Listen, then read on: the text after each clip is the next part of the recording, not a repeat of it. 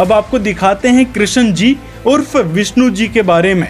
यहाँ पर नीचे जब सुदामा को श्राप दे दिया राधा जी ने, तो वह फिर अगले जन्म में तुलसी का पति शंखचूर्ण बना। यानी जो सुदामा वाली आत्मा थी वो अगले जन्म में शंखचूर्ण नाम का असुर बना था, जो कि तुलसी जी का पति था। और इस कथा के बारे में शिव महापुराण के युद्ध कांड के अध्याय 31 में भी जिक्र आता है कि शंखचूर्ण जो था वो पूर्व जन्म में श्री कृष्ण जी का भक्त सुदामा नामक गोप था। वह जब छोटा था तो कृष्ण जी के साथ रास लीलाएं किया करता था। अब उसके बाद जो असुर शंखचूर्ण की पत्नी थी तुलसी, जो एक सती थी, यानी अपनी पतिव्रता धर्म का पालन करती थी, लेकिन फिर विष्णु जी ने क्या किया, उस शंखचूर्ण को मारने के चक्कर में तुलसी का पतिव्रता धर्म नष्ट कर दिया, जिसका प्रमाण शिव महापुराण के रुद्र संहिता में भी मिलता है। ब्रह्म वैवर्त पुराण कोड नंबर 631 के अध्याय 19 पृष्ठ 181 पर भी मिलता है।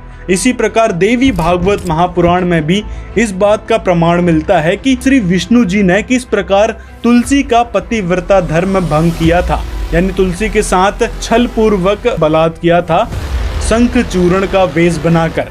तो यहाँ से प्रेमानंद जी महाराज के इष्ट देव यानी कृष्ण जी उर्फ विष्णु जी का सच उजागर होता है कि ये किस प्रकार अपने मित्र से अपने भक्त के साथ छल करते हैं। अब आप में से कुछ लोग कहेंगे कि इसीलिए तो कृष्ण जी यानी विष्णु जी को छलिया कहा जाता है। तो भाई ये छल कोई उपाधि नहीं है, छल एक घटिया और निचले स्तर का काम है। संत रामपाल जी महाराज ऐसे ऐसे ढेरों प्रमाण जन समाज को दिखाते हैं, जिसके कारण आज हमको ज्ञान हुआ इन सभी देवी देवताओं का, कृष्ण जी का, विष्णु जी का, यहाँ तक कि त्रिदेव यानी ब्रह्मा विष्णु महेश के बारे में भी इस देवी भागवत महापुराण में बहुत सारी बातें कही गई है। और इन सभी देवी देवताओं से ऊपर भी कोई और परमात्मा है, जिसके बारे में संत रामपाल जी महाराज ने पवित्र सदग्रंथों से प्रमाण दिखाकर बताया है कि वो परम अक्षर पुरुष है, जिसे सदग्रंथों में सच्चिदानंद घन ब्रह्म और वासुदेव की संज्ञा भी दी गई है, जो कि इन त्रिदेव ब्रह्मा विष्णु महेश और कृष्ण जी रामचंद्र जी से बिल्कुल ही अलग है।